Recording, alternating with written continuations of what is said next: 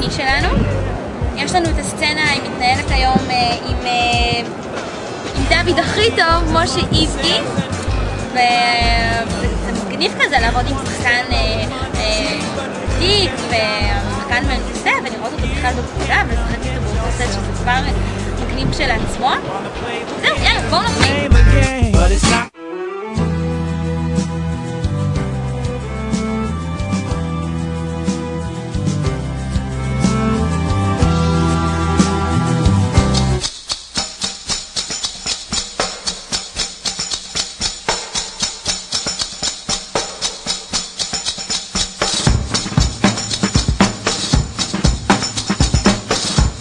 נכון שזה כל כך לא מקצועי שמייבשים את השחקנים פה. לא, דווקא בקולנוע זה לא שייך למקצועי או לא, ככה זה לקרוא. אתה יושב בין סצנה לסצנה, זה לא לימדו אתכם שעות.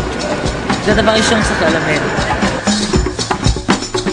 משחקים סצנה שהיא אמורה, שאני למעשה אני מתעצבנת על איבגי, אני מחכה לו, אנחנו צריכים לעלות לטיסה והוא בורח. הוא בורח עם המונית ואני אמורה לרדוף אותו עם העקבים ולהגיד לו, איבגי, אני אשרוף אותך, אתה לא תעבוד עוד יום אחד בתעשייה הזאת.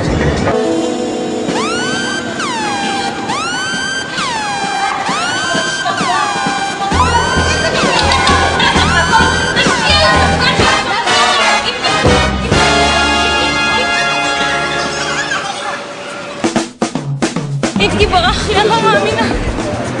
איבגי לא יעלה על המטוס, את לא מבינה? אתה בטח לא מבינה.